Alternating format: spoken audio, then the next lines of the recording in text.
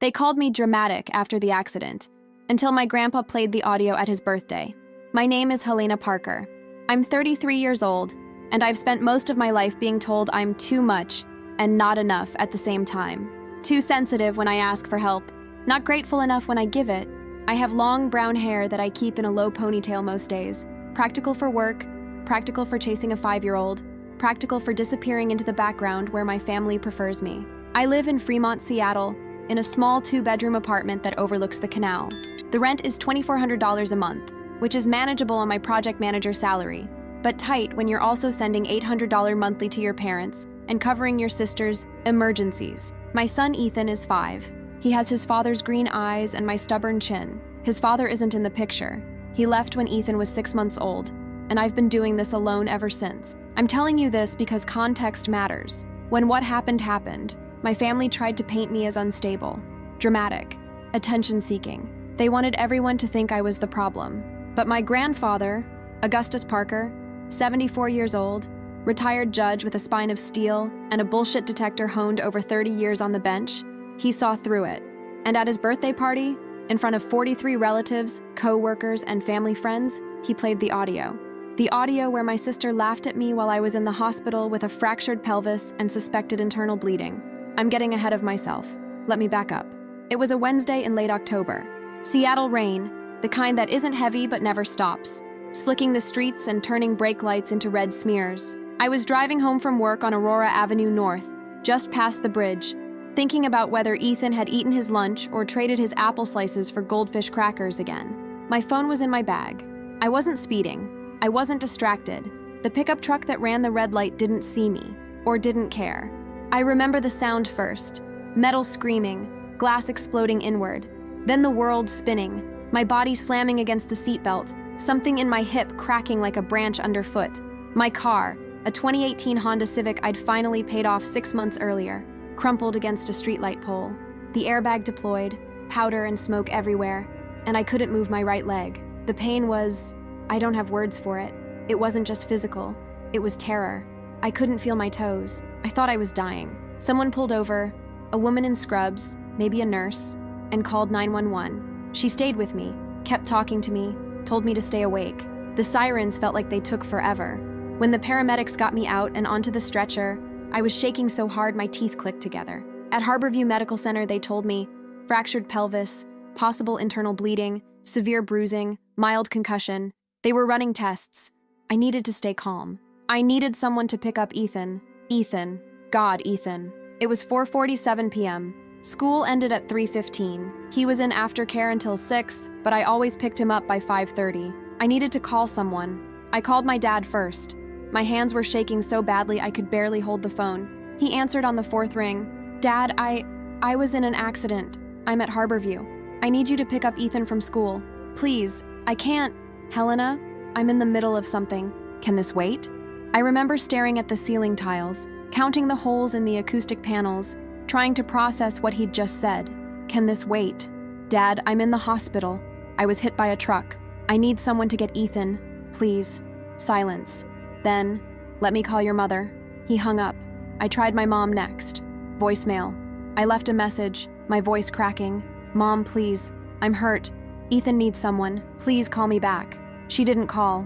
She texted the family group chat instead. The one with me, my parents, my sister Clara, my Aunt Janine, and my Uncle Paul. I saw the notification on my phone screen, still lying on the hospital bed with an IV in my arm. Diane Parker. Stop being dramatic, Helena. You always exaggerate. We're busy with your sister. Clara needs us right now. You're fine. I stared at those words until they blurred. You're fine. I had a fractured pelvis. I couldn't walk. I was terrified. And my mother told me I was fine. Then Clara's message came through. Not a text, a voice note. I'll never forget her tone. Light, amused, almost sing-songing. Oh my God, Helena. You love attention, don't you? What is it this time? A stubbed toe? Grow up.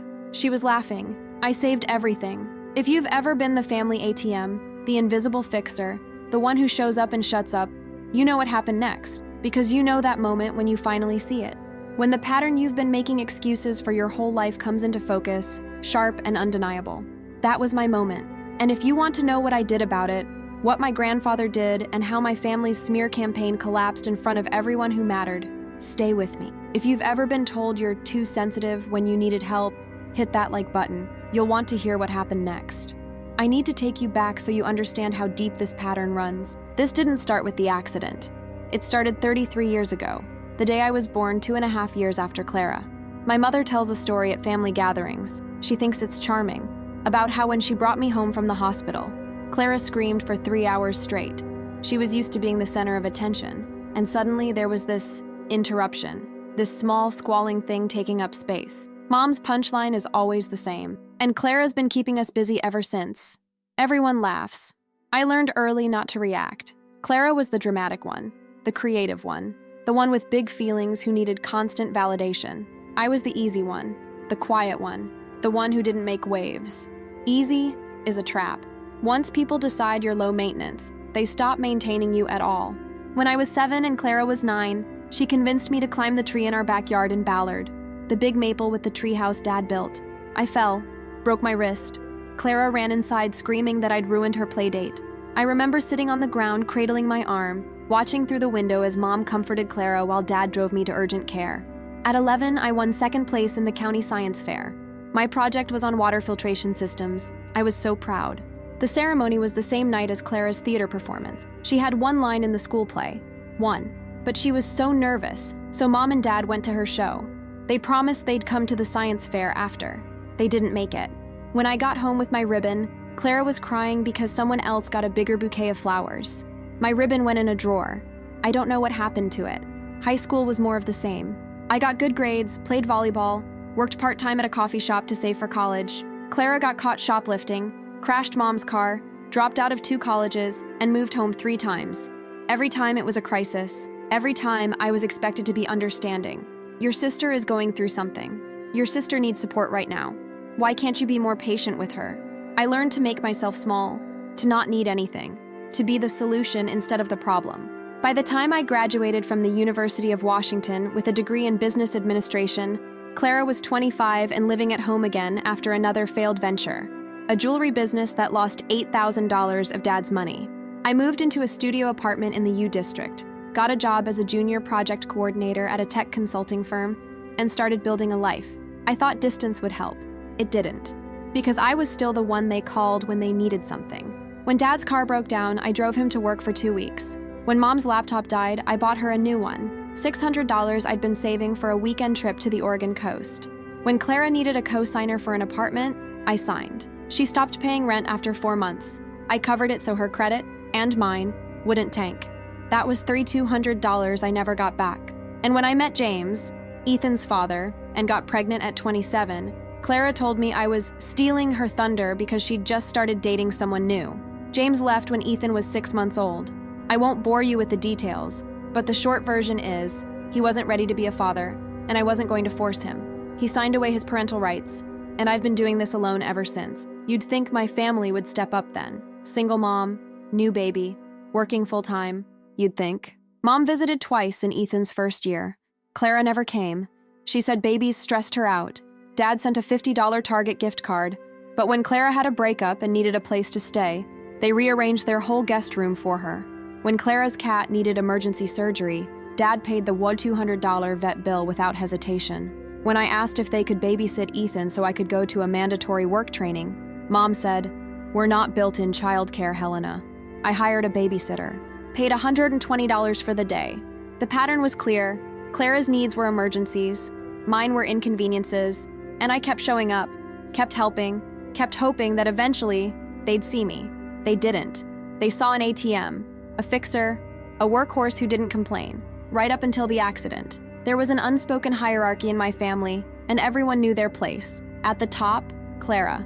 Her feelings, her crises, her dreams, everything revolved around her orbit.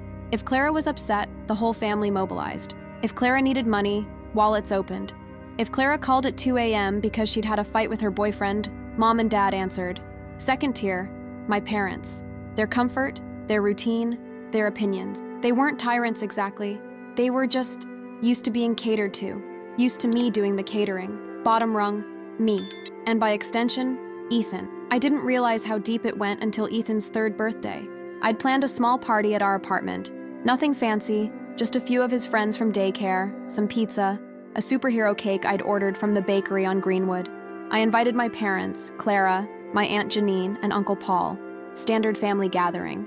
The day before Clara called, she'd been invited to a networking brunch in Bellevue, some wellness influencer event she was convinced would launch her coaching career. It was the same day as Ethan's party, same time. "Can you move the party?" she asked. I laughed. I thought she was joking. "Clara, it's Ethan's birthday. The invitations went out 3 weeks ago." "Yeah, but this is really important for me. Mom and Dad could come to your thing anytime." "It's not my thing. It's your nephew's 3rd birthday." She sighed like I was being difficult. "You're so rigid, Helena. This is why you don't have more friends." She hung up. The next day, my parents didn't show up to the party. Neither did Clara. At 1 p.m., half an hour after the party started, Mom texted, "We're at Clara's brunch. She needed support. We'll stop by after." They didn't stop by. Ethan asked where Grandma and Grandpa were. I told him they got stuck in traffic. He was 3. He believed me. I stopped believing them. But I didn't stop showing up. That's the thing about being the dependable one. You get addicted to the idea that if you just try hard enough, they'll finally see your worth. So when Dad called 6 months later asking if I could help with their mortgage, "Just for a couple months, Helena, we're a little short," I said yes, $800 a month. It was supposed to be temporary. It's been 3 years. When Clara's car got repossessed and she needed rides to her client meetings, I rearranged my schedule, picked her up, drove her across Seattle, waited in parking lots while she had coffee with people who were definitely not clients. She never said thank you. She did critique my driving. When Mom needed someone to help her set up her new iPhone, I spent 2 hours on a Saturday walking her through it. When Dad's fantasy football league needed a website, I built one. When Clara needed a professional headshot for her coaching business, I paid a photographer $200. Every time I told myself it was what family did. You show up, you help, you don't keep score. But they were keeping score. And in their math, I was always in debt. There was a moment, about 6 months before the accident, when I almost said something. We were at my parents' house in Ballard for Sunday dinner. Clara was talking about her latest idea, a podcast about feminine energy and manifestation. She wanted Dad to buy her recording equipment, $1,500. He agreed, just like that. I was sitting at the table, Ethan on my lap, and I thought about the $800 I'd just sent that morning for their mortgage. The mortgage I'd been paying for 3 years. The mortgage they'd never once thanked me for. I opened my mouth. My mom looked at me. "Helena, you're being quiet. Something wrong?" I could have said it. Could have laid it all out. But Clara was looking at me too, with that expression she gets, daring me to make a scene, to be the problem. I smiled. "No, nothing's wrong." Ethan tugged my sleeve. "Mama, can we go to the park?" "Yeah, buddy, we can go." We left early. I told them Ethan was tired. I was the one who was tired. Tired of being invisible. Tired of being taken for granted. Tired of watching my son see his mother treated like an afterthought and wondering what that was teaching him. But I didn't know how to change it. Didn't know where to start. And then the accident happened. And they called me dramatic. By the time I turned 30, I had 2 roles in my family, fixer and ATM, sometimes both at once. It wasn't always money, though money was a big part of it. It was also time, energy, emotional labor, the invisible work of keeping everyone else's life running while mine quietly fell apart at the seams. Let me give you specifics, because specifics are what they tried to deny later. In 2019, Clara's apartment flooded. Burst pipe, landlord dragging his feet on repairs. She needed a place to stay for a few days. Those few days turned into 7 weeks. She slept on my couch, the couch I'd saved for months to buy, and left it stained with red wine and covered in her cat's fur. She ate my food, used my Netflix account, and told me my apartment was depressing. When she finally moved out, she didn't clean, didn't replace the food, didn't offer to pay for the dry cleaning I had to get for the couch cushions. She did take my favorite coffee mug. I saw it on her Instagram 2 months later. In 2020, during the pandemic, my dad lost his job. The insurance company he worked for downsized, and at 60, he couldn't find another position quickly. My parents have a mortgage, a car payment, credit card debt. They were panicking. I was working from home, managing Ethan's remote kindergarten, and trying not to lose my mind. But when Dad called and asked if I could help out a little, I didn't hesitate. I started sending $800 a month. It was supposed to be temporary. 3 months, maybe 4, until Dad found work or they figured something out. He found a new job 8 months later. The payments didn't stop. They never asked me to keep sending money. But they didn't tell me to stop either, and I didn't know how to bring it up without sounding petty, so I kept paying. Do the math, $800 a month for 3 years. That's $28,800, $28,800. That's a year of Ethan's preschool. That's a down payment on a modest house outside the city. That's a safety net I didn't have. But Clara got $1,500 for podcast equipment she used twice. In 2021, Clara's cat, Mr. Whiskers, a massive orange tabby with a bad attitude, got sick, kidney issues. The vet said he needed medication, special food, and monitoring. The estimate was $200. Clara called me crying. She didn't have the money. She'd just spent $900 on a business retreat in Tucson. I asked if she'd called mom and dad. She said they were stretched thin. I paid the vet bill. Mr. Whiskers lived another 2 years. Clara never paid me back. She did post photos of him with captions like, "This boy is my everything. I'd do anything for him. Cool." In early 2022, my mom decided she wanted to redecorate the living room. New couch, new curtains, new throw pillows. She showed me the inspiration photos on Pinterest. The kind of coastal grandmother aesthetic that's all over Instagram. It was lovely. It was also $3,000. She didn't ask me to pay for it, but she did mention, casually, that they were a little tight this month and might need to skip a credit card payment. I sent an extra $500. She sent me a photo of the new couch with a text. "Doesn't it look amazing? Your father is so happy." No, thank you. Just look at the couch. I need you to understand. I wasn't resentful in the moment. Or maybe I was, but I buried it. I told myself this was what love looked like. Sacrifice, putting others first, being the strong one. But there's a difference between love and exploitation. Love is reciprocal. Love sees you. Love says thank you. Exploitation just takes. And they took and took and took. The worst part? I let them. I enabled it. Every time I said yes without setting a boundary, I taught them that I didn't have limits. So when the accident happened, when I called them from a hospital bed in the worst pain of my life, terrified and alone, they didn't see it as an emergency. They saw it as me being dramatic, because I'd never asked for help before. So clearly, I didn't really need it. That's what I told myself in the hospital, staring at my mother's text message, my sister's mocking voice note still playing in my head. I wasn't a daughter to them. I was a resource. And the worst part? I'd spent 3 decades proving them right. September 2023, the month before everything fell apart, or came together, depending on how you look at it. Ethan started kindergarten at Greenwood Elementary. He was nervous, clung to my leg at drop-off, his little hands twisting the hem of his new dinosaur shirt. I stayed with him until the teacher gently suggested I leave, and I cried in my car for 10 minutes before driving to work. First week of school, my mom called. Not to ask how Ethan's first day went, to tell me Clara was going through something. Clara's boyfriend had broken up with her. They'd been together for 4 months. He was a bartender she'd met at a networking event, or maybe a yoga class. The story changed. He ended things because, according to Clara, he couldn't handle her depth. She was devastated. She'd posted 17 Instagram stories about it in 2 days, all set to sad indie music. Mom asked if I could check in on her, be supportive. I was balancing a new project at work, Ethan's adjustment to kindergarten, and the fact that I just found out my landlord was raising my rent by $200 a month. But I called Clara. She talked for an hour and 12 minutes. I know because I was on speakerphone while I made Ethan's lunch for the next day, folded laundry, and answered work emails. She didn't ask how I was. She didn't ask about Ethan. When I finally said I had to go, she said, "You're so lucky you don't have to deal with dating anymore." Lucky. Right. 2 weeks later, Dad called. He needed help with their home insurance claim, a minor roof leak from the winter storms. The paperwork was confusing, he said. Could I take a look? I spent 3 hours on a Saturday navigating their insurance portal, filling out forms, uploading photos, and calling the claims adjuster. I got it sorted. They'd be reimbursed $400. Dad's response, "Great, thanks, kiddo." No offer to pay me for my time. No acknowledgement that I'd just spent half my day off doing his paperwork. That same week, Clara asked if I could co-sign a credit card application for her.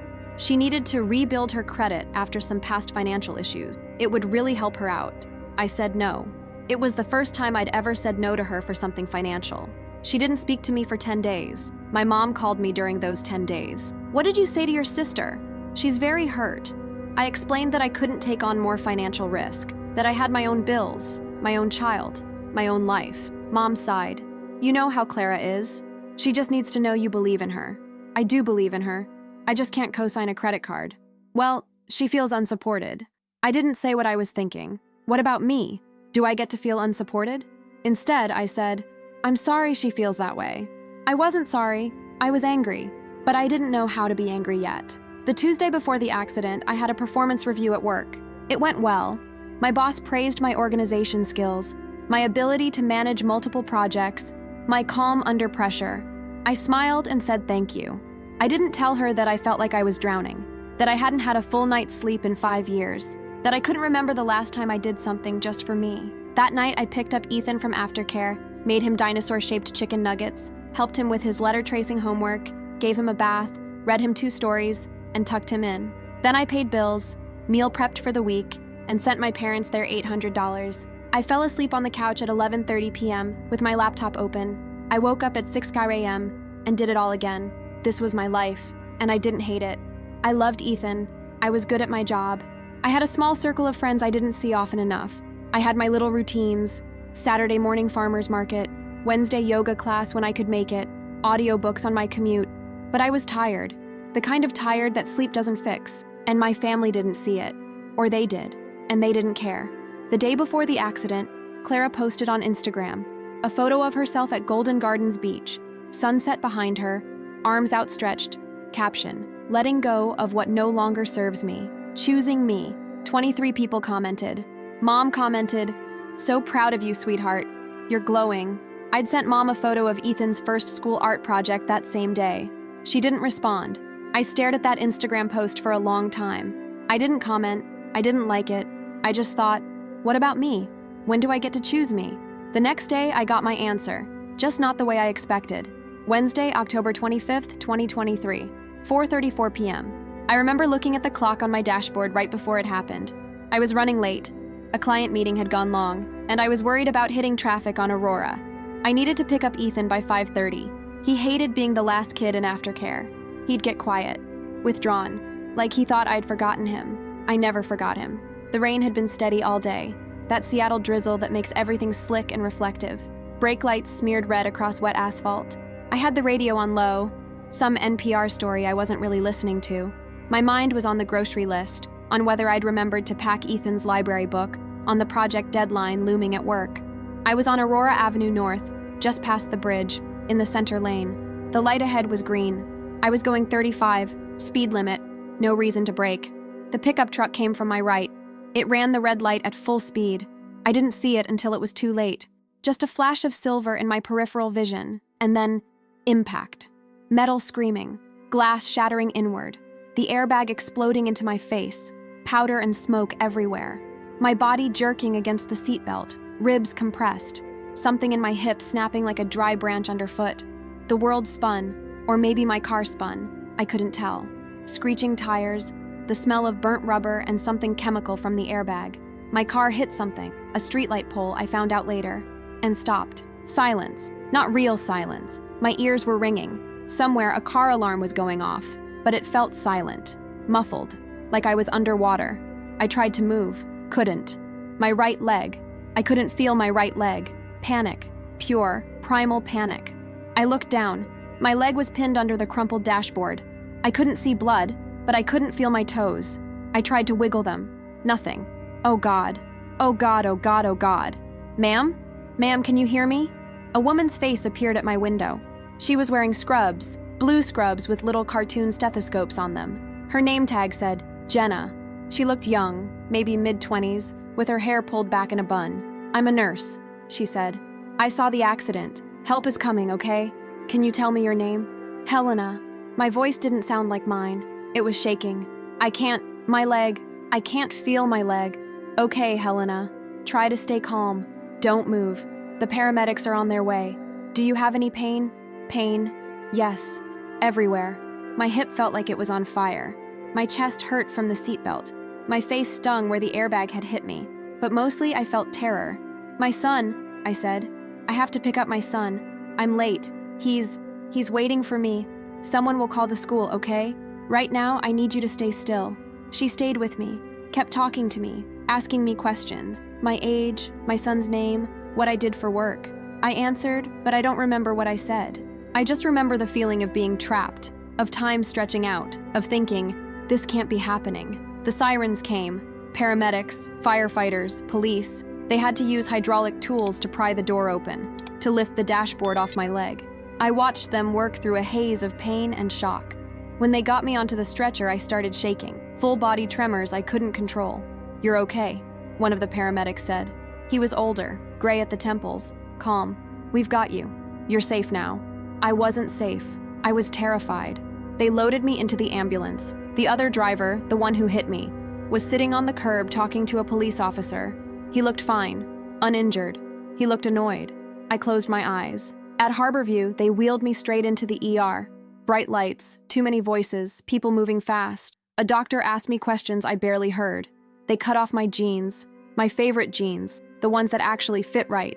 Someone put an IV in my arm. "We need to run some tests," the doctor said. "X-rays, CT scan. You've got a fracture in your pelvis and we're checking for internal bleeding.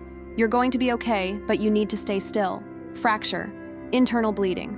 I started crying, not sobbing, just tears sliding down my temples into my hair. "Ethan," I said. "My son. Someone needs to get him, please." A nurse, different from the one at the accident, handed me my phone. The screen was cracked, but it still worked. "Call whoever you need to call," she said gently. I called my dad. My hands were shaking so badly I almost couldn't dial. Dad answered on the fourth ring. I could hear a TV in the background. Sports commentary, crowd noise. "Hey, Helena, what's up?" "Dad." My voice cracked. I took a breath. "Dad, I was in a car accident. I'm at Harborview. I'm hurt. I need you to pick up Ethan from school. Please, I can't." "Whoa, slow down. An accident? Are you okay?" No, I'm not okay. I have a fractured pelvis. They're checking for internal bleeding. I can't move. I need someone to get Ethan. Aftercare ends at 6. Please, Dad. Please." Silence. I could hear him breathing. The TV still playing in the background. "Helena, I'm in the middle of something. Can this wait?" I stared at the ceiling, counted the holes in the acoustic tiles. 1, 2, 3, 4. Can this wait? "Dad, I'm in the hospital. This can't wait. Ethan needs someone to pick him up. Please. Let me call your mother." He hung up. I held the phone to my chest, felt the cold glass of the cracked screen against my palm. He'd call Mom. Mom would handle it. It would be fine. I waited 5 minutes. 10, 15. No call. I dialed my mom, straight to voicemail. "Mom, it's me. I was in a car accident. I'm at Harborview. I need someone to pick up Ethan from school. Please call me back, please." I waited. At 5:03 p.m., my phone buzzed. Not a call, a text, in the family group chat.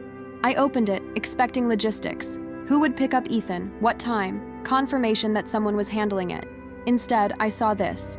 Diane Parker. "Stop being dramatic, Helena. You always exaggerate. We're busy with your sister. Clara needs us right now. You're fine." I read it 3 times. "Stop being dramatic. You always exaggerate. You're fine." I had a fractured pelvis. I was alone in a hospital, hooked to an IV, waiting for a CT scan to see if I was bleeding internally. And my mother told me I was fine. The nurse walked by. "Everything okay, hun?" I nodded. Couldn't speak. Another buzz. Another message. This time, a voice note from Clara. I almost didn't listen, but I needed to know. Needed to hear it. I tapped play. Clara's voice came through, light and sing-songy, almost amused. "Oh my God, Helena, you love attention, don't you? What is it this time? A stubbed toe? You know, some of us have actual problems. Grow up."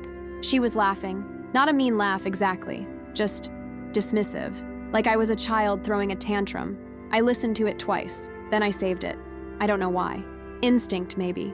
Or maybe some part of me already knew I'd need proof. I opened my text thread with my best friend, Mara. We'd met at work 3 years ago. She was in marketing, sharp and hilarious, the kind of person who sends you memes at 2 a.m. and remembers your kid's birthday. Me. I was in a car accident. I'm at Harborview. "Can you pick up Ethan from school?" "I'm so sorry to ask. I'll explain everything." She replied in 30 seconds. "Mara. Oh my God. Yes. On my way. Do not apologize. Are you okay?" Me. Fractured pelvis. Might have internal bleeding. They're running tests. Ethan's at Greenwood Elementary. Aftercare. I'll call the school and let them know you're coming. Mara. Already in my car. Text me his teacher's name. I've got him. You focus on you.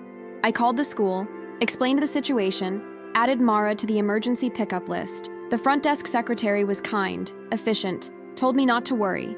Ethan would be safe. I hung up and stared at the group chat again, at Clara's voice note, at my mother's words, "You're fine." I wasn't fine. And for the first time in my life, I wasn't going to pretend I was. I took screenshots, the group chat, Clara's voice note, the timestamp, everything.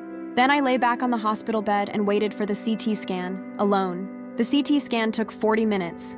They wheeled me through sterile hallways, fluorescent lights passing overhead like frames in a film reel. The machine hummed and clicked. The tech told me to stay still, to hold my breath when she said so. I held my breath a lot that night. When they brought me back to the ER bay, the doctor came in with a tablet. Dr. Nguyen, mid-40s, tired eyes, kind voice. "Good news," she said. "No internal bleeding. The fracture is stable. You're going to need rest, physical therapy, pain management, but you're going to be okay." I nodded. "When can I go home?" "We'd like to keep you overnight for observation. Make sure your pain is controlled, that nothing shifts. You'll be on crutches for at least 6 weeks, and you'll need help. Do you have someone at home?" "I have a 5-year-old son." She paused. "Is there a partner? Family nearby?" I thought about my dad's voice on the phone. "Can this wait?" I thought about my mother's text. "You're fine." "No," I said, "but I'll figure it out." Dr. Nguyen looked at me for a long moment. "We have social workers who can help coordinate care. Let's get you through tonight first." They admitted me to a room on the 4th floor. It was small, generic, pale blue walls, a window that looked out onto the parking garage, a TV mounted in the corner. A nurse helped me into the bed, adjusted the pillows, showed me how to use the call button. "Try to get some rest," she said. "Rest. Right." I checked my phone. It was 7:47 p.m. Mara had texted. "Mara, got him. He's safe. We're at my place. He had mac and cheese and is currently building a Lego spaceship. I told him you're okay and you'll see him tomorrow. He's a little worried but doing great. Don't stress. I've got this." I cried. Not from pain, from relief, from gratitude. Me. "Thank you. I can't even... Thank you. Mara, stop. This is what friends do. Rest. I'll bring him to you tomorrow after school. He wants to make you a card." I wanted to call Ethan to hear his voice, but I didn't want to scare him. Mara was right. Tomorrow would be better. I'd be calmer. I'd know what came next. I scrolled through my notifications. Emails from work I couldn't focus on. A reminder about Ethan's library book, the one I'd forgotten to pack. A text from my landlord about the rent increase. And nothing from my parents. Nothing from Clara. Radio silence.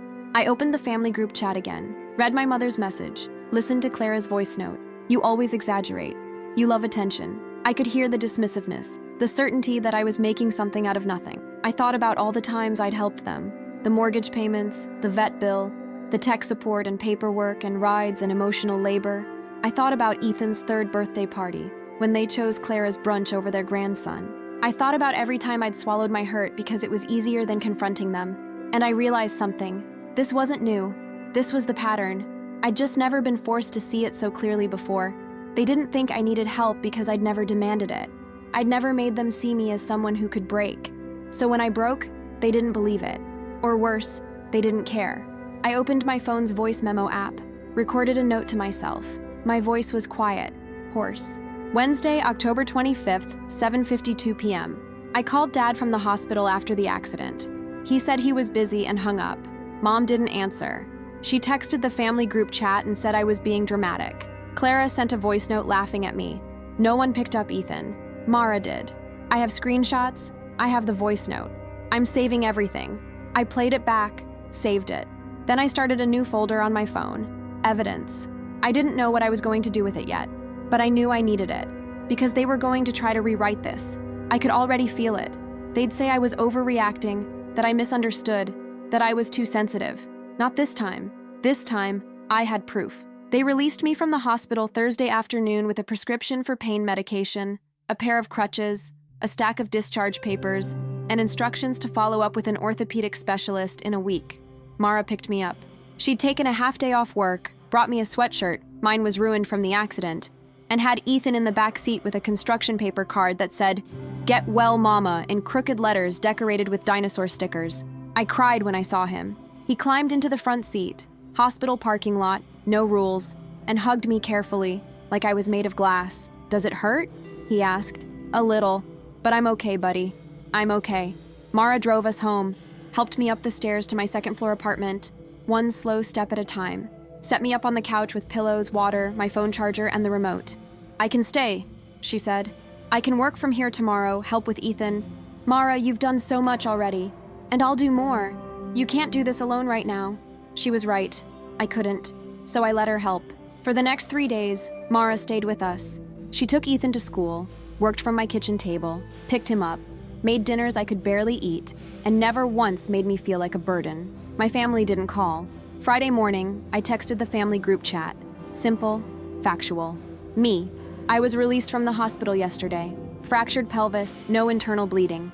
I'm on crutches for 6 weeks. Thank you to everyone who reached out.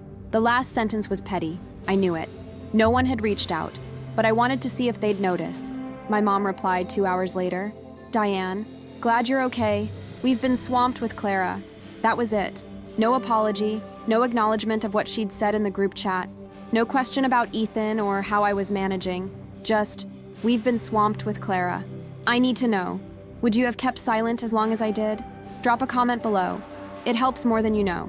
Saturday, my Aunt Janine called. My dad's sister, usually warm but prone to gossip. "Helena, honey, how are you?" "I'm okay, Aunt Janine. Recovering. I heard about the accident. That must have been so scary." "It was." Pause. Then, "Your mom mentioned you were upset with her." I sat up straighter, wincing at the pain in my hip. "Upset?" "She said you called her dramatic. That you're going through something and maybe projecting onto the family?" I felt the air leave my lungs. Projecting. "Aunt Janine, I didn't call her dramatic. She called me dramatic. I was in the hospital with a fractured pelvis, and she told me I was exaggerating." "Oh." Long pause. "Well, you know how your mother is. She probably didn't mean it that way. She sent it in a text message to the family group chat. Would you like to see it?" No, I'm sure it's just a misunderstanding. You've always been so sensitive, sweetie. Maybe you're reading too much into it." There it was, the script. I'm sensitive. I'm reading too much into it. I'm the problem. "I have to go," I said. "Ethan needs me." I hung up. An hour later, my cousin Rachel texted. She was close to Clara. They'd been inseparable growing up. "Rachel, hey, I heard about your accident. Hope you're okay. Clara mentioned you've been stressed lately. Everything all right?" "Stressed lately." I didn't respond. Sunday night, I got a call from my Uncle Paul. He didn't ask how I was. He launched right in. "Helena, your mother is really hurt by how you're acting." "How I'm acting?" "You're icing her out. Not responding to her messages. She's worried about you. She sent me one text in 4 days, and it was about Clara. Well, Clara's going through a lot right now. I was hit by a truck." Silence. "I think you need to give your mother some grace," he said finally. "She's doing her best. So am I." I hung up. The pattern was clear. They were already rewriting the narrative. I was the one being difficult. I was the one overreacting. I was the one with the problem. And they were doing it fast, efficiently, before I could tell my side. But I had something they didn't expect. I had screenshots, I had voice notes, I had timestamps, and I was done being quiet. The smear campaign escalated over the next 2 weeks. It wasn't loud, it wasn't obvious. It was a slow drip of poison, delivered through concerned phone calls and just checking in texts. My cousin Megan called. She'd heard I was having a hard time. She wanted to make sure I was taking care of my mental health. Mental health. Code for, are you losing it? "I'm fine," I said. "Physically recovering, adjusting to crutches, managing. It's just, Clara mentioned you've been kind of distant lately, and your mom said you got really upset over a misunderstanding." "It wasn't a misunderstanding." "Well, you know how family miscommunications happen. I'm sure everyone meant well." Everyone meant well. The universal get-out-of-jail-free card. "Megan, I called my parents from the hospital and they told me I was being dramatic. That's not a miscommunication." "Oh." Pause. "I mean, your mom probably just didn't realize how serious it was. She knew. I told her." "Right, but you know your mom. She doesn't always express things clearly." I was starting to understand the playbook. Step 1, minimize. It's just a misunderstanding. Step 2, reframe. She didn't mean it that way. Step 3, redirect. You're too sensitive. Step 4, if all else fails, question the victim's perception of reality. Are you sure that's what happened? It's called gaslighting, and my family had it down to a science.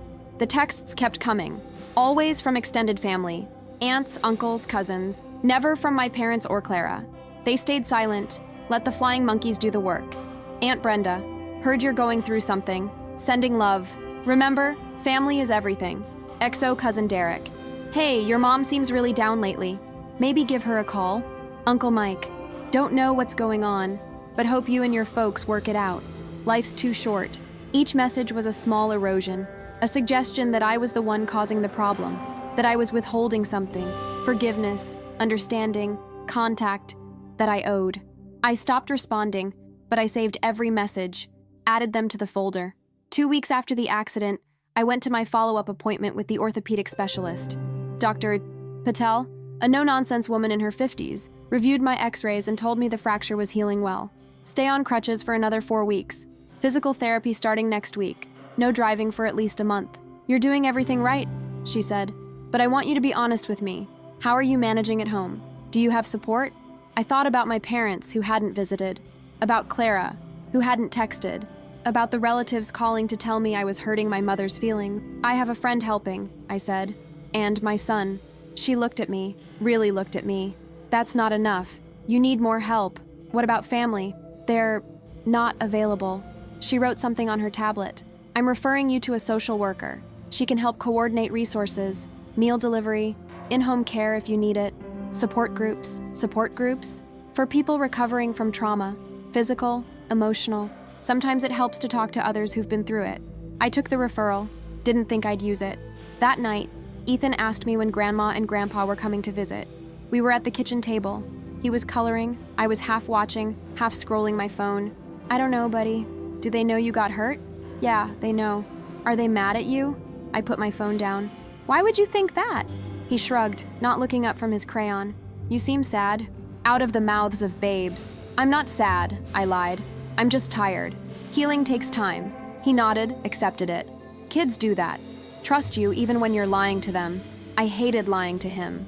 That night, after I put Ethan to bed, I sat on the couch with my laptop and did something I'd been avoiding. I Googled family scapegoat patterns. I read for 3 hours, and everything clicked into place. The term is scapegoat. In dysfunctional family systems, there's usually a golden child and a scapegoat. The golden child can do no wrong.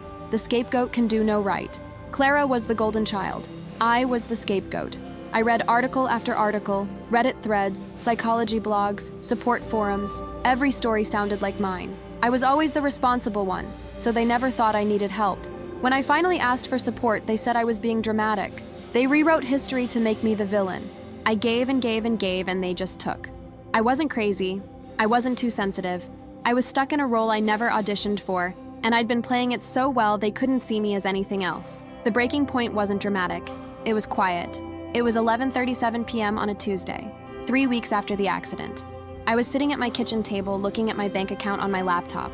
I just paid my rent, $2,600 now, with the increase. My credit card balance was $4,200, mostly from medical bills the insurance hadn't covered yet. I had $1,800 in my checking account, and in 2 days, my parents' mortgage payment was set to auto draft, $800. I stared at the screen. If I let it go through, I'd have $1,000 left for the rest of the month. Groceries, gas, Ethan's aftercare, co-pays for physical therapy, the orthopedic follow-up. It wasn't enough. I could skip the payment, just this once, but I'd never skipped it before. And I knew what would happen if I did. My mom would call, concerned. My dad would text, confused. They'd ask if everything was okay, if I needed help. The irony wasn't lost on me. I opened my text thread with my mom. The last message was from her, 10 days ago. Glad you're okay? We've been swamped with Clara. I typed, I can't send the mortgage payment this month. I have medical bills and I'm not working full hours yet. I'm sorry. I stared at it for 5 minutes, then I deleted it. Instead, I went into my bank's autopay settings and canceled the recurring transfer. No explanation, no warning, just stopped. Then I blocked the payment from going through. My hands were shaking. I felt like I was doing something wrong, something selfish. But I also felt something else, relief. The next morning, I called my mom. She answered on the second ring. Helena, how are you feeling? I'm okay. Listen, I need to talk to you about something. Of course, honey, what is it? I can't send you money anymore. The mortgage payment, I can't do it. I have medical bills and I'm on reduced hours and I need to focus on my own expenses right now. Silence. Mom, I don't understand. You've been helping us for 3 years. I know. And I can't anymore. But we're counting on that money, Helena. We have bills. We've budgeted around it. I closed my eyes. I have bills too. Yes, but you're working. You're fine. There it was again. You're fine. I'm not fine, Mom. I was in a car accident. I'm on crutches. I'm a single mother. I can't keep paying your mortgage. This is really sudden. It's not sudden. It's been 3 years. Well, we didn't know you were keeping track. Keeping track. Like I was being petty. I'm not keeping track. I'm just telling you I can't do it anymore.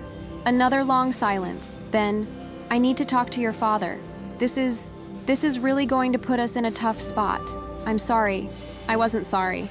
We'll figure it out, she said, her voice tight. I guess we'll have to. She hung up. I sat there, phone in my hand, waiting to feel guilty. I didn't. I felt free.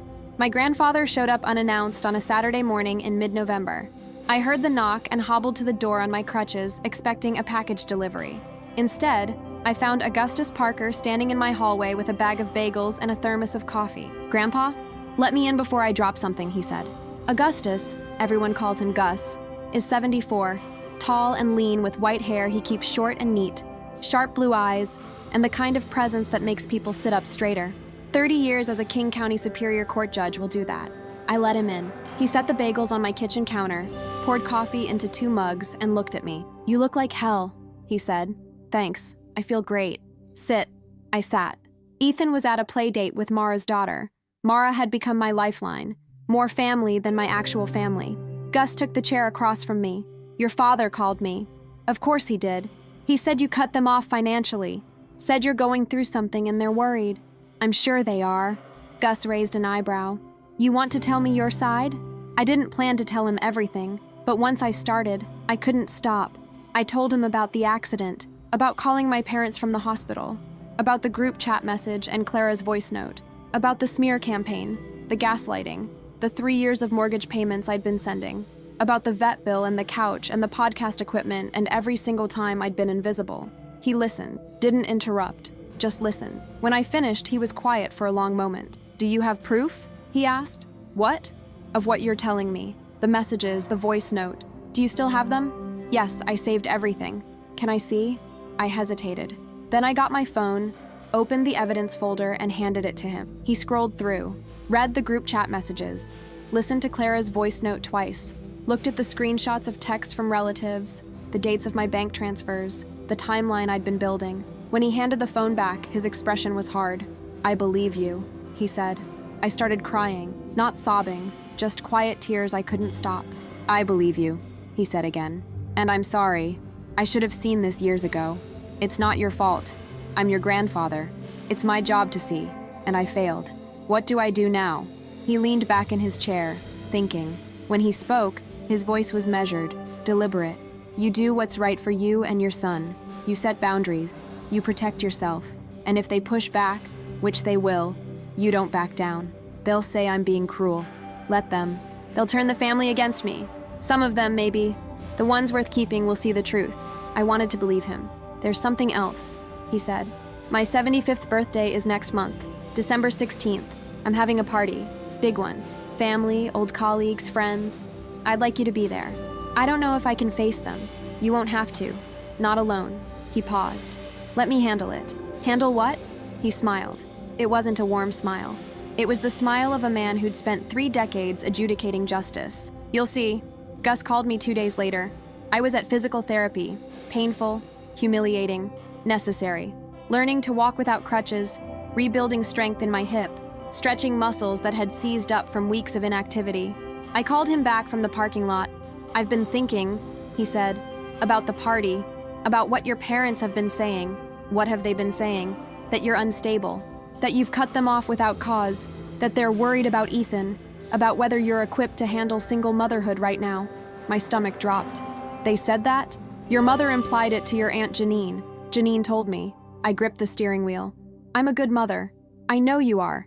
But they're building a narrative, and if you don't counter it, it becomes the truth. How do I counter it? You let me show them the receipts. I was quiet. Helena, I've been in courtrooms for 30 years. I know how to present evidence. I know how to dismantle a defense. And I know how to do it in a way that can't be denied. At your birthday party, everyone will be there. Your parents, Clara, your aunts and uncles, your cousins, people who've known you your whole life, people who've heard their version. They need to hear yours. That sounds like a public humiliation. For them, yes. For you, it's vindication. What happened next changed everything. If you've made it this far, don't leave now.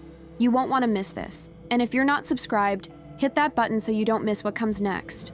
I thought about Ethan, about the relatives asking if I was okay in the head, about my mother's text.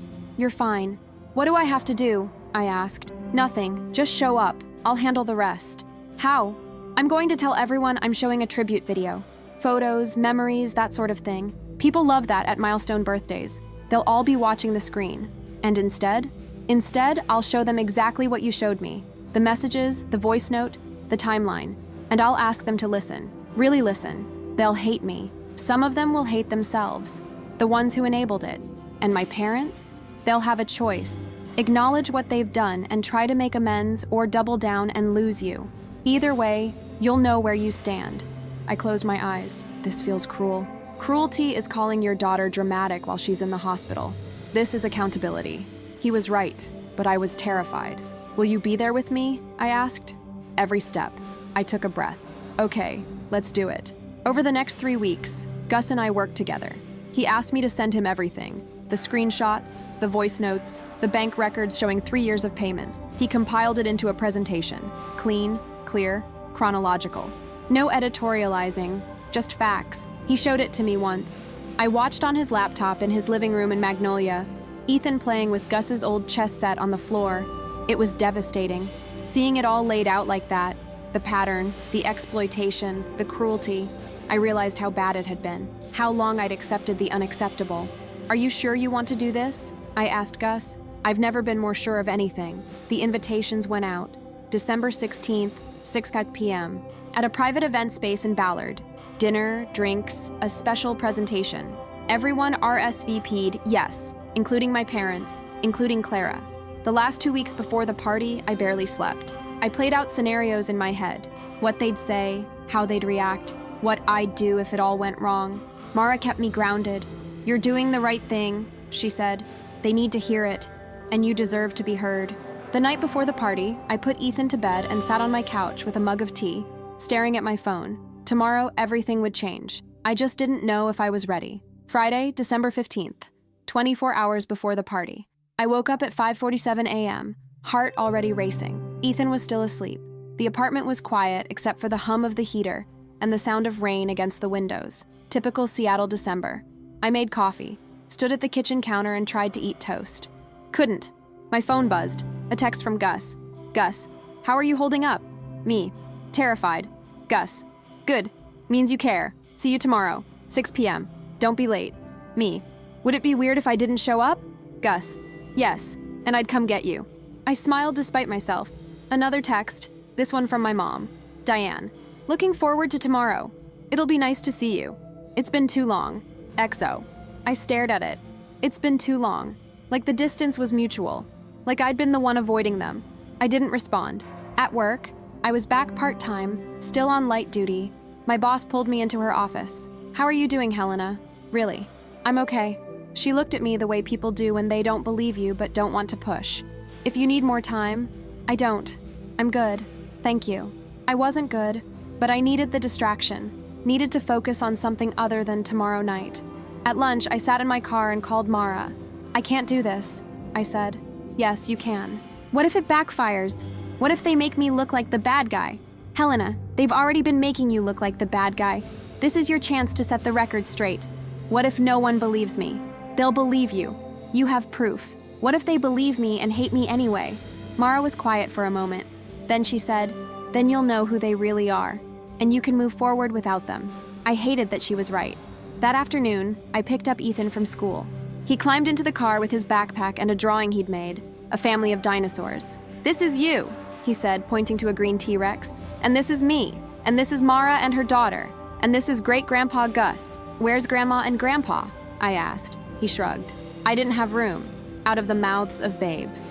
That night, I tried on 3 different outfits. Too casual, too formal, too trying too hard. I settled on dark jeans, a cream-colored sweater, ankle boots. Simple. Confident. The kind of outfit that said I'm fine even if I wasn't. I put Ethan to bed early. Read him 2 extra stories. He asked if we were going to a party tomorrow. Yes. At Great-Grandpa Gus's birthday. Will Grandma and Grandpa be there? Yes. Will they be nice to you? I kissed his forehead. I don't know, buddy. If they're not, I'll tell them to stop. I smiled. You're a good kid. You know that? I know. After he fell asleep, I sat on the couch and opened the evidence folder on my phone one more time. The group chat messages, Clara's voice note, the bank records, the texts from relatives. Tomorrow everyone would see this. Tomorrow there would be no more pretending. I thought about calling Gus and telling him I'd changed my mind, but I knew he wouldn't let me back out.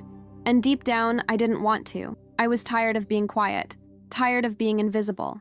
Tomorrow, I'd be seen. Saturday, December 16th, 6 p.m. The event space in Ballard was beautiful. Exposed brick, string lights, tall windows overlooking the street. Gus had rented it for the evening. There were round tables draped in white linens, a bar in the corner, a catering spread that smelled like rosemary and garlic, and at the front of the room, a large projection screen. I arrived at 5:50 p.m., 10 minutes early. Gus met me at the door. You made it, he said. Barely. Where's Ethan? With Mara. I didn't want him here for this. Gus nodded. Smart. You ready? No. Good. He squeezed my shoulder. Stay close. Trust me. People started arriving. Aunts, uncles, cousins, old colleagues of Gus's from the courthouse, friends from his neighborhood. 43 people, all dressed nicely, all in a good mood. My parents arrived at 6:07. My dad in a button-down and slacks, my mom in a navy dress, both smiling. They saw me and waved. My mom made her way over. Helena, you look wonderful.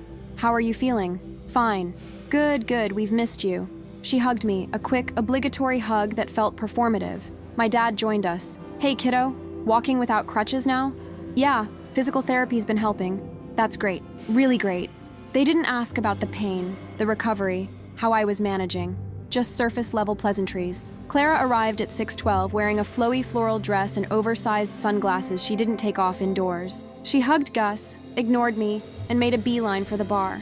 Gus stood at the front of the room and clinked a glass. Thank you all for coming, he said. His voice carried decades of courtroom projection. It means the world to me to have you here. Please grab some food, have a drink, and find a seat. We'll get started in a few minutes. People mingled. I stood near the back, trying to blend into the brick wall. Mara's daughter had made me promise to text her when it was over. You've got this, she'd written. They don't stand a chance. I hoped she was right. At 6:30, Gus called everyone to sit. People found their seats. My parents sat near the front, Clara beside them. I stayed in the back, at a table near the door. Gus stood at the front again, hands in his pocket, relaxed. Thank you again for being here. 75 years. It's a milestone. I've been lucky. Good career, good health, good people in my life. He paused. Tonight, I want to share something with you. I had planned to show a tribute video, photos from over the years, memories, that sort of thing. People nodded, smiled. Someone said, "We love you, Gus." He smiled. But I'm going to do something different, because there's something more important I need to say. The room quieted. Family is complicated, Gus continued. We love each other, but sometimes we hurt each other. Sometimes we don't see the harm we're doing until someone holds up a mirror. My heart was pounding. Tonight, I'm holding up that mirror. He picked up a remote, pointed it at the screen behind him. The first slide appeared, a screenshot of the family group chat. My mother's message, clear and undeniable. Diane Parker. Stop being dramatic, Helena. You always exaggerate. We're busy with your sister. Clara needs us right now. You're fine. The room went silent. The words on the screen hung there. White text on a dark background. Impossible to miss. Impossible to misinterpret. I watched my mother's face. She went pale. Her hand flew to her mouth.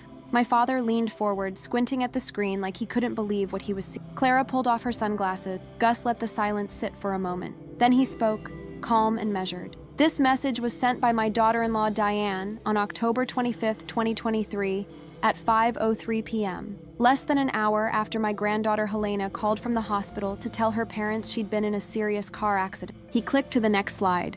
Another screenshot, this time showing my text to my dad. Me. Dad, I'm at Harborview. I was hit by a truck. I have a fractured pelvis. They're checking for internal bleeding. Please pick up Ethan. Please. Then my dad's response, or lack of it. The timestamp showing he'd read the message and not replied. Helena called her father first, Gus continued. She was terrified, in pain, alone. She needed help. Her 5-year-old son needed to be picked up from school, and her father told her he was busy. My dad's jaw tightened. He looked down at the table. Next slide. My call log showing 3 attempts to reach my mom, all unanswered. She tried to call her mother, Gus said. 3 times. Her mother didn't answer. Instead, she sent that message to the family group chat. He clicked again.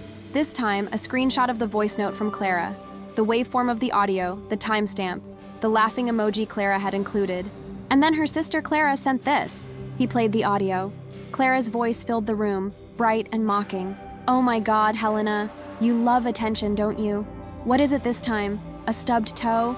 You know, some of us have actual problems. Grow up. The laughter at the end echoed in the silence. I couldn't look at anyone. I stared at the floor, at the pattern in the wood, counting the knots. Gus clicked to the next slide. A bank statement, annotated with highlights. For 3 years, Helena has been sending her parents $800 a month to help with their mortgage. She's a single mother, she works full-time, she's raising a child on her own, and she sent them $28,800 over 3 years. Murmurs in the room, people shifting in their seats. She never asked for that money back. She never complained. She did it because she thought that's what family does. Next slide. Screenshots of texts from relatives. Aunt Janine, you've always been so sensitive. Cousin Rachel, Clara mentioned you've been stressed lately. Uncle Paul, your mother is really hurt by how you're acting. And when Helena finally set a boundary, when she told her parents she couldn't keep paying their bills because she had her own medical expenses, this is what happened. He clicked through slide after slide. The smear campaign, laid out in chronological order. The gaslighting. The attempts to rewrite history. They called her unstable, Gus said. They questioned her mental health. They suggested she wasn't fit to care for her son, all because she asked them to stop taking and start seeing. The room was dead silent. I could hear the hum of the projector, the faint buzz of the string lights. Gus turned off the screen, stood in front of it, hands at his sides. I'm not showing you this to humiliate anyone, he said. I'm showing you this because Helena deserves to be heard. Because she's spent her entire life being told she's too much and not enough at the same time. Because she's been the family ATM, the fixer, the invisible one. And when she needed help, when she was lying in a hospital bed, terrified and alone, her family told her she was being dramatic. He looked directly at my parents. That ends tonight. My mother was crying, not quietly, full, heaving sobs. My father had his arm around her, but he looked like he'd been punched. Clara sat frozen, staring at the blank screen. Gus gestured to me. Helena, come up here. I didn't move. Couldn't. Helena, he said again, gentler. Come stand with me. I stood. My legs felt like water. I walked to the front of the room, every eye on me. Gus put his hand on my shoulder. This is my granddaughter, he said. She is kind, strong, and resilient. She has given everything to this family. And tonight, I'm asking all of you to see her. Really see her. He looked at me. Do you have anything you want to say? I looked out at the room, at my parents, my sister, my aunts and uncles and cousins. I opened my mouth, and for the first time in my life, I told the truth. My voice shook at first, then it steadied. I didn't want this, I said. I didn't want to do this here in front of everyone, but I don't know how else to make you hear me. My mother was still crying. My father stared at his hands. I have spent my entire life trying to earn your love, trying to prove I was worth your time, your attention, your care. And no matter what I did, it was never enough, because I wasn't Clara. Clara flinched.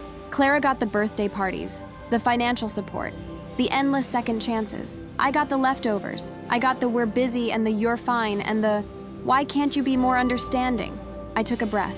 My hands were shaking, so I gripped the edge of the table beside me. When I was in that hospital, I wasn't being dramatic. I was scared. I thought I was dying. I couldn't feel my leg. I didn't know if I'd be able to walk again, to take care of my son. And I called you because I thought, despite everything, you'd show up. Because that's what parents do. My mom looked up, mascara streaking her face. Helena, I'm not done. She closed her mouth. You didn't show up. You didn't call. You sent a text message telling me I was exaggerating. And Clara laughed at me. Laughed. I looked at Clara. She was staring at the table, jaw tight. I saved your cat, Clara. I paid $200 for Mr. Whiskers when you didn't have the money. I co-signed your apartment lease and covered your rent when you bailed. I drove you all over Seattle for your client meetings. And when I was hurt, you mocked me. I didn't mean, Clara started.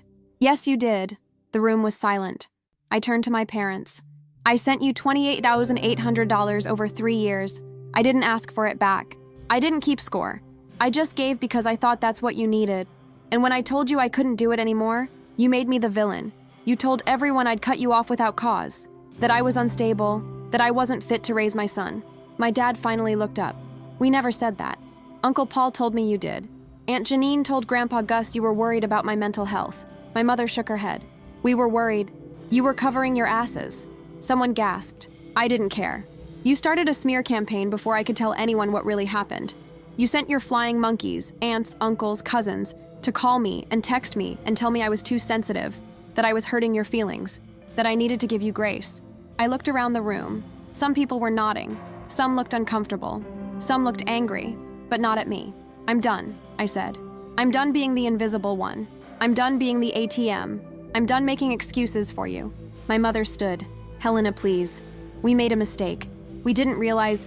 You realized. You just didn't care. She flinched like I'd slapped her. If you want a relationship with me, with Ethan, it starts with accountability.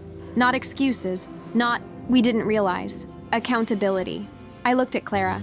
That goes for you too. She didn't respond. I turned to the room. If any of you called me to tell me I was overreacting, to tell me my parents were hurt, to suggest I was the problem, you owe me an apology. If you believed their version without asking mine, you were part of the problem. Aunt Janine stood. Helena, I'm sorry. I should have asked you. I should have listened. Someone else stood. My cousin Megan. I'm sorry too. I didn't know. One by one, people stood. Not everyone, but enough. My Uncle Paul didn't stand. Neither did Aunt Brenda. Neither did Clara. But my father did. Helena, he said, voice rough. You're right. We failed you. I failed you, and I'm sorry. My mother was still crying, but she nodded. I'm so sorry, sweetheart. I'm so sorry. I didn't forgive them, not yet, but I nodded. Thank you, I said. Gus put his arm around me. Anyone else have something to say? Clara stood abruptly, grabbed her purse, and walked out. No one stopped her. After Clara left, the room exhaled. People started moving again, shifting in their seats, murmuring to each other, looking at me with something I wasn't used to. Recognition. Aunt Janine approached first. She looked smaller than usual, her shoulders hunched. Helena, I owe you more than an apology. I dismissed you. I made assumptions. That was wrong. I nodded. Thank you for saying that. She hugged me. It felt awkward but genuine. My cousin Megan came next. I believed what Clara told me without asking you. I'm sorry. That wasn't fair. It's okay, I said, and I meant it. She hadn't known. More people came forward. Some apologized, some just hugged me. Some told me they'd always thought something was off, but didn't know how to say it. One of Gus's old colleagues, a retired attorney named Margaret, pulled me aside. I've seen this pattern in court 100 times, she said. Scapegoat dynamics. You did something incredibly brave tonight. Don't let them talk you out of your boundaries. I won't. Good. My parents stayed seated at their table. My dad looked shell-shocked. My mom was still crying, but quieter now, dabbing at her eyes with a napkin. I didn't go to them. Not yet. Gus gave a short speech thanking everyone for coming, for listening, for being part of his life. He didn't mention the reveal again. He just thanked them. People started leaving. Hugs, goodbyes, promises to stay in touch. When the room was nearly empty, my parents approached. My mother looked at me with red, swollen eyes. Can we talk? Not tonight, I said. Please, Helena, we need to... Not tonight, Mom. I said what I needed to say. Now I need space. She nodded, tears spilling over again. Okay, but please, don't shut us out forever. That's up to you. My father stepped forward. What do we need to do? To fix this? Start by acknowledging what you did. Not just tonight, all of it.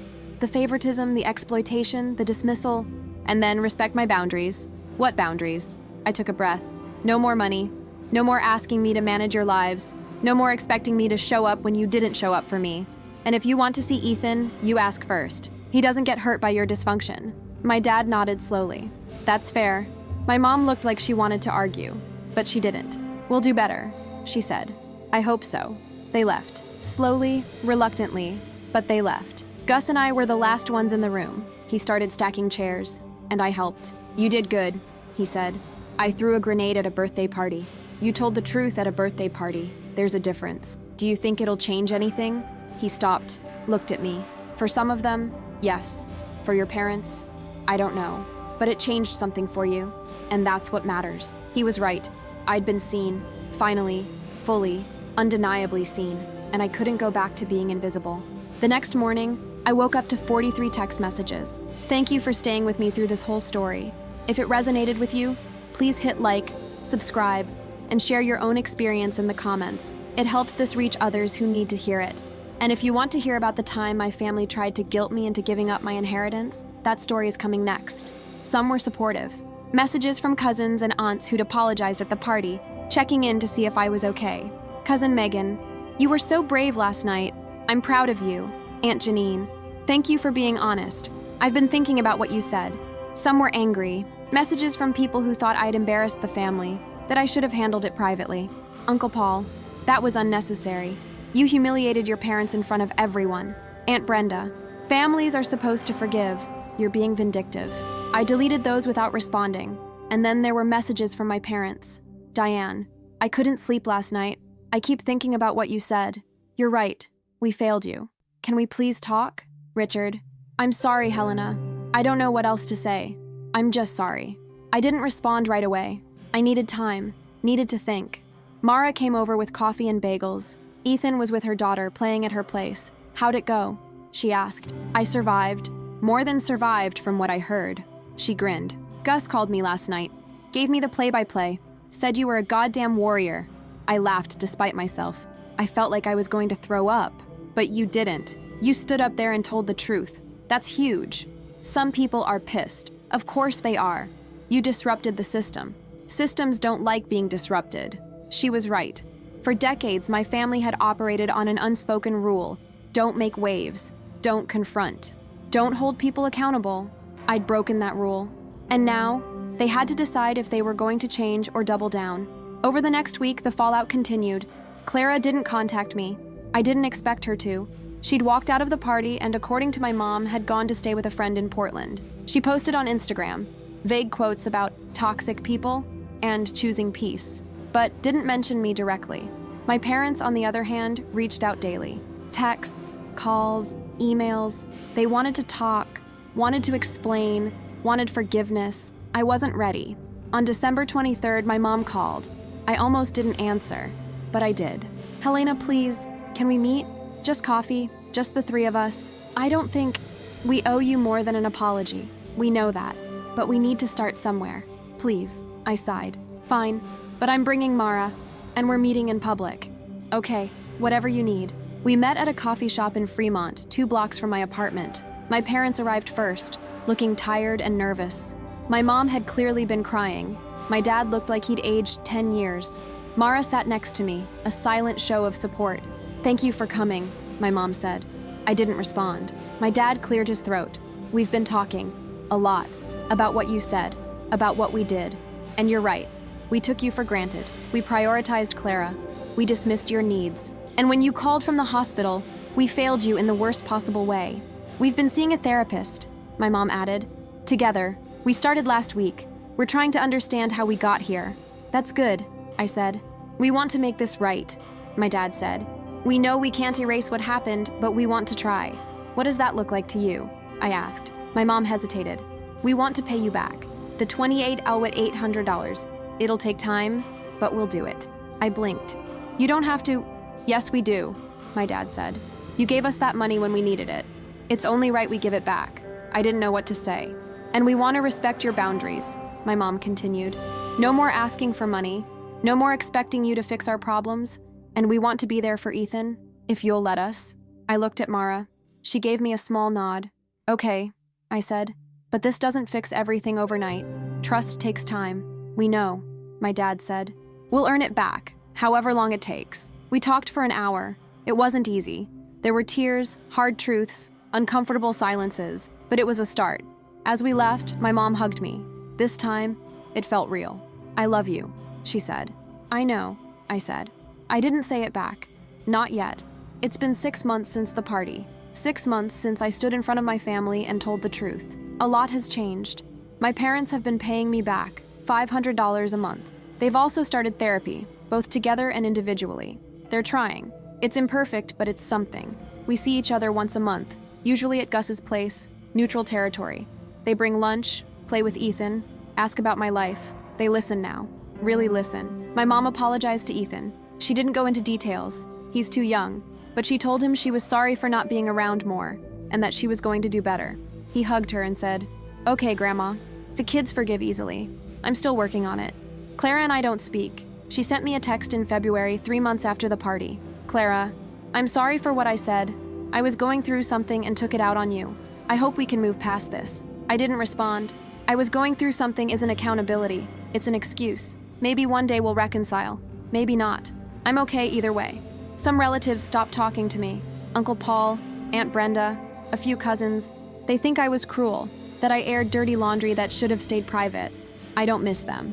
But others stepped up. Aunt Janine calls me every week. Cousin Megan invites Ethan to play dates with her kids. Gus is a constant presence in our lives. Sunday dinners, park trips, school pickups when I need help. Mara is still my rock. I don't know what I would have done without her. Work is good. I got promoted in March. Senior project manager, a raise, more responsibility. My boss told me I've been more confident lately. I think she's right. Ethan is thriving. He's finishing kindergarten with flying colors, made friends, loves dinosaurs and Lego, and asking a million questions. He doesn't remember much about the accident, and I'm grateful for that. And me? I'm learning to take up space. I joined a support group for adult children of dysfunctional families. I met people who've lived versions of my story. Scapegoats, fixers, people who were told they were too sensitive when they asked for the bare minimum. I'm not alone. I never was. I just couldn't see it before. I've started saying no, not aggressively, not to punish, just no. When something doesn't work for me, I say it. It's still hard, but it's getting easier. I've also started saying yes to things I want, to rest, to joy, to putting Ethan and myself first without guilt. Last week, I took a weekend trip to the coast with Ethan. We stayed in a little beach house, collected shells, ate ice cream, watched the sunset.